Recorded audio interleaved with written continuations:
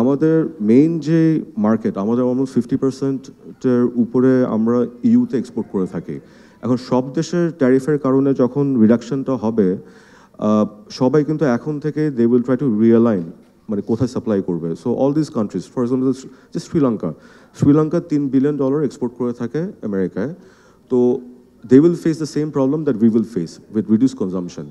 So ওই 3 বিলিয়নের জায়গায় এখন ওরা যদি 1 বিলিয়নও ইউরোপের দিকে মুভ করে, তখন চায়নাও মুভ করবে competing for the EU market. And তখন যেটা হবে, আমাদের যে the golden goose, the EU, ওইখানে আমাদের একটা প্রাইস প্রেশার আমরা পড়বো, and we have to reduce our prices. And তখন কিন্তু ওইটার নকডাউন এফেক্ট যদি চিন্তা করেন, আমাদের টেক্সটাইল মিল, গার্মেন্টস ফ্যাক্টরি এদের উপর এসে পড়বে। অ্যান্ড যেহেতু ম্যাক্রো ইকোনমিক স্টেবিলিটিতে এই সেক্টরটা বড় একটা ভূমিকা রাখে, there will be some macroeconomic stress আমরা এখন থেকে ফোরসি করতে পারছি। অ্যান্ড আই থিঙ্ক যেটা হবে যে আপনার এটার কারণে আমরা যে ধরেন এলডিসি গ্র্যাজুয়েশন নিয়ে অনেক কথা বলছি।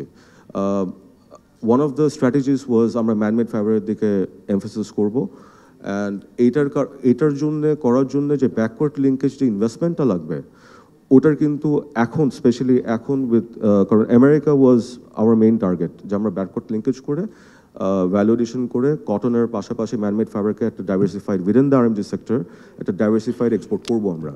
এখন এই ব্যাকওয়ার্ড লিঙ্কেজের আমি যে এখন যে ইনভেস্টমেন্টটা করবো, এই টাকাটা এখন আমি কী জন্য, মানে এই রিস্কটা আমি কেন নিবো as investor, as entrepreneur? That is a big question. And এটা কিন্তু আমার জিএসপি ট্রানজিশন, আমার স্মুথ ট্রানজিশনে কিন্তু এটা একটা এফেক্ট নিয়ে আসবে। And especially with the current interest rate locally, আমি যদি বড় করি, it is still high. তো এই জিনিসটাও কিন্তু আমরা কোনো we haven't seen this being addressed. So down the line, even the smooth transition will be an issue for Bangladesh. And আমি গ্রিন ট্রানজিশনের কিন্তু একই প্রবলেম হবে, যে আমি কি এখন এই যে প্রাইস রিডাকশনের যে শক, এটা অ্যাবজর্ব করব, না আমি এখন গ্রিন এনার্জি ট্রানজিশনের ইনভেস্টমেন্ট করব। তো এই জিনিসগুলো কিন্তু আর things we are discussing, and we are worried about these নতুন যে প্রবলেমগুলো উঠে এসেছে। শামস, একটা ডক্টর আবিদ বলেছেন যে 1/3, so 12%, what will be the impact? না, কিন্তু এখানে কিন্তু to absorb the shock. না, এখানে কিন্তু একটা জিনিস আছে, আমরা অ্যাজিউম করছি যে আমাদের 15% is the duty structure for all the products, RMG products. It is not the case. 15% হলো আপনার যেটা কটন, 100% কটন বেসড যে প্রোডাক্টগুলো, যেমন একটা ধরেন একটা টি শার্ট, হ্যাঁ, যেটা 100% কটন কম্পোজিশন, ওইটার ট্যাক্স ইজ 15%। কিন্তু যেখানে ইলাস্টাইন কন্টেন্ট আছে, ওইটার ট্যাক্স কিন্তু গোজ আপ টিল 36% এখনই, মানে বিফোর দিস ইয়ে। তো ওখানে কিন্তু, and that was my value added product to the US, ওইটা কিন্তু আমি already I am in a disadvantage, ওটা এখন আমি এক্সপোর্ট করতে পারবো না, because it will not make any sense for, মানে ওরা কিনবে না।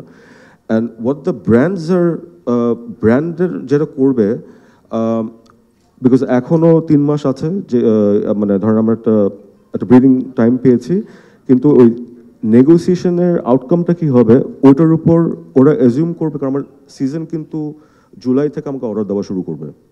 সো ওরা যেটা করবে যে ফার্স্ট সেল যেটা করে, ওরা ওই এফওবিতে যে ট্যাক্সটা পে করে ল্যান্ডেড কস্ট ইউএসএ, ওখানে ওনারা কমিয়ে কিন্তু they will reduce their exposure. কিন্তু আলটিমেটলি এটার এফেক্টটা আমার উপর এসে পড়বে, কারণ তখন ওরা ওখানে ট্যাক্স কম পে করার জন্য আমার উপর এখানে প্রেশার দিবে। আর ফার্স্ট রেটগুলো সবাই করে না, কিন্তু এখন everyone will be going towards এই কনসেপ্টটা, যে first sale will be the মানে প্রাইমারি মানে mode of executing orders from Bangladesh to the US, কারণ ওখানে ওদের রিডিউসড ট্যাক্সের ইমপ্লিকেশনটা কম থাকে যখন এই প্রসেসে ব্র্যান্ডগুলো ওখানে ইম্পোর্ট করে থাকে। অ্যান্ড সো এই সমস্যা হবে। আরেকটা হলো যে এখানে এনবিআরের যে ট্যাক্স বেস আছে, আমরা যদি ট্যারিফ রিডাকশন করি, এনবিআরের আমরা কিছু দেখছি না যে ট্যাক্স বেসটা কেমনে করে বাড়াবে ওনারা, ওটা না করে আমরা এখন থেকে মানে আশঙ্কা করতে পারি ব্যবসায়ী হিসেবে, যে এনবিআরের যারা আমরা ট্যাক্স পে করে থাকি ব্যবসায়ী হিসাবে, আমাদের উপর এখন there will be some implication, আমাদের হ্যারাসমেন্ট বেড়ে যাবে, ওনারা ট্যাক্স কোত্থেকে কালেক্ট করবে, and we will face the brunt of this. So এইটার ট্রাম্পের ট্যারিফে থেকে কিন্তু এই জিনিসটা চলে আসবে এখানে। অ্যান্ড আই থিঙ্ক হলো যে ম্যানমেড ফাইবারের জিনিসটা বললাম, ম্যানমেড ফাইবারের এটা will take a back signal. Now the positive যে জিনিসগুলো উই সি যে এই ট্যারিফের কারণে যেটা হবে, একটা হলো global commodity prices are coming down. তো ওটার কিন্তু একটা বেনিফিট বাংলাদেশ পাবো, আমাদের ব্যালেন্স অফ পেমেন্টে we might see reflection of that. oiler prices come down, LNG prices come down, cotton prices come down. So, our input cost, আমরা কিছুটা হলে একটা রেহাই পাবো. It depends upon the government of Bangladesh how they address, মানে take benefit of this situation. And আরেকটা হলো যে আমাদের কটন ওয়্যারহাউসের কথা মুস্তাফিজ স্যার বলেছে, এটা already we are in talks, এটা একটা প্রপোজাল ছিল from BGMEA and also from BKMEA, যে এই জিনিসটা করলে speed to market will be good and it's alternative. আর তারপর অ্যাগ্রো প্রোডাক্টসও যেমন America was always trying to popularise এই সয়া, তারপর অল দিস অ্যাগ্রিকালচারাল প্রোডাক্টস, কিন্তু এখানেও কিন্তু আমার দেখতে লাগবে ইন্ডিয়াতে is a very good example. ওখানে কিন্তু অ্যাগ্রিকালচার প্রোডাক্টের মানে there was a resistance from the small farmers. এখন এইখানে যারা আমেরিকান প্রোডাক্টগুলো নিবে এরা কিন্তু this will be large industries, so we have to think আপনি ছোটো ফার্মারদেরকে কীভাবে টিকিয়ে রাখবেন, ওই জিনিসটা ডিসকাশন চলে আসবে এখানে। And at the same time the beef industry, হ্যাঁ এইখানেও যেমন একটা কথা ছিল যে বিফের উপর ট্যারিফ কমানো, এইখানেও আমাদের মানে এখানে ছোট ছোট খামার আছে, আছে উদ্যোক্তা, নারী উদ্যোক্তা স্পেশালি, আপনি যদি এনজিও সেক্টরের কথা চিন্তা করেন, সো ওদের interest also has to be looked into. মানে এটা করতে গিয়ে আমি পুরো একটা ইকোসিস্টেম নষ্ট করে ফেললে ওইটার negative impacts will be more. And আরেকটা হলো যে একটা জিনিস আমরা কিন্তু সবাই somehow this discussion did not come, ওটা হলো যে ফর এক্সাম্পল ক্যাটারপিলার জেনারেটর্স, ওটা কিন্তু আমরা ডিরেক্টলি ইম্পোর্ট করি না বাংলাদেশে, ইট গোজ টু সিঙ্গাপুরে ওয়্যারহাউসিং করে, তারপর সিঙ্গাপুর থেকে আমরা যখন অর্ডার দিই সিঙ্গাপুর থেকে it comes to Bangladesh. So similarly যেমন গার্মেন্টসে যদি আমি খেলি বলি, গার্মেন্টসে the sprinkler systems, these are US company যারা দুবাইতে ইনভেস্টমেন্ট করেছে, ওখান থেকে আমরা ইম্পোর্ট করি, আমরা ডাইরেক্টলি করি না। ফায়ার ডোরস, তো এরকম কিন্তু অনেক কিছু আছে যেটা মানে we import through a third country, যেটা ডিরেক্টলি আমরা করছি না। সো দে ডেলিগেশনটা আমেরিকায় যাবে, I hope they present this case যে বাংলাদেশে যাতে লোকাল অফিস খোলা হয়, we don't want to bring it through a third country. So আমাদের যেহেতু এখানে ডেফিসিট নিয়ে কথা হচ্ছে, this is another way we can address it, and actual ডাটাটা কিন্তু আমরা ওখান থেকে পাবো। একটা মিনিট, আর জিনিসটা হলো যে মানে আমি শেষ করতে চাই ইয়েতে যে ট্রাম্পের ট্যারিফের যে ডিক্লেয়ার মানে যখন হলো, ওটার থেকে আমি আতঙ্কিত বোধ আরও বেশি করছিলাম বাংলাদেশ সরকারের যে রেসপন্সটা দিয়েছে, স্পেশালি বিরার সামিটের পরে, ইনক্লুডিং বিরার সামিট। আমি বিরার সামিট নিয়ে একটা কথা বলবো যে ওইখানে এই সামিটে কিন্তু একটা জিনিস ইজ ভেরি আনফর্চুনেট, যে ওখানে ধরেন একজন foreign investor, he had a huge contribution in Bangladesh, specially in textile sector. ওনাকে we honoured him, it was a great thing, it was long overdue. কিন্তু একটা ফরেন ইনভেস্টরের ল্যান্ডের যে সমস্যা 7 দিনে যেখানে ঠিক করে দেওয়া হয়, আমরা বাংলাদেশের এন্টারপ্রিনিয়র বছরের পর বছর সাব রেজিস্ট্রি অফিসে দৌড়াই, আমরা মানে এই অফিস থেকে অফিস যায়, কিন্তু আমাদেরকে কিছুই করা হলো না ওখানে। একটা ঠিক আছে, আপনি একটা ফরেনারকে করেন ভালো কথা, একটা বাংলাদেশের এন্টারপ্রিনিয়রকে তো পাশে নিয়ে দেখাতে পারতেন যে ওনারও আপনি করে দিচ্ছেন। সো এই ডিসক্রিমিনেশনটা was very unfortunate in that investment summit. And তারপরে দ্য গভর্নমেন্ট রেসপন্স কী হলো, এই সামিটের পরেও the response of the government is yarn import ban করে দিল। ইয়ার্ন ইম্পোর্ট ব্যান করতে ওয়াই ইউ কনস্ট্রিক্টিং, স্পেশালি এই সময় আমার যে সাপ্লাই চেন, আপনি কনস্ট্রিকশন কেন দিচ্ছেন, you should give me the flexibility. So এটা না করে উল্টা আমরা দেখলাম ইয়ার্ন ইম্পোর্ট বন্ধ করে দিল।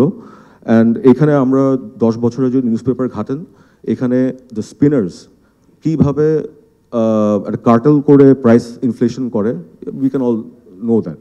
অ্যান্ড আপনি যদি ট্যারিফ কমিশন 2 মাস আগে যদি ঠিক করে ফেলেন যে এটা বন্ধ হবে, দেন আবার what you do call us for the consultant, মানে কনসালটেশনস, যদি আপনি ডিসাইডই করে ফেলেন করবেন, তাহলে এখানে জাস্ট দেখানোর জন্য আপনি কেন কনসালটেশন করবেন? অ্যান্ড আপনি এনবিআর বন্ধ করলে ভালো কথা, but there should have been a cut off date, যে কালকে যদি এসআরও হয় 120 দিন পরে ইমপ্লিমেন্ট হবে জিনিসটা। সো আমি 1 মাস আগে যখন আমি অর্ডার দিলাম ইন্ডিয়াতে সুতার জন্যে, আমি এখন কেন large enterprise, okay I can do it, medium small যারা আছে ওনারাকে এখন বেনাপোল থেকে একটা শিপিং লাইন খুঁজে কলকাতাতে রিডাউট করে আনবে? তো এই জিনিসটা কেউ চিন্তা করবে না? মানে সো দিস মানে এই জিনিসগুলো দেখুন আমার আতঙ্ক তো বোধ লাগে। তারপর ধরেন গ্যাসের প্রাইস, 33% ইনক্রিজ করলো। গণশুনানিতে নো ওয়ান সাপোর্টেড দিস। আপনি সিস্টেম লস 12% যেটা হচ্ছে ওটা কমাচ্ছেন না, কোনো কিছুই করছেন না। And we are being us to compensate এই চুরির জন্যে, এই চোরদের জন্যে। তারপরে এখানে আরেকটা যেটা বড় জিনিস হচ্ছে, যেমন বেবজা, একটা কথা আছে যে এখন all this agencies will be brought under one roof.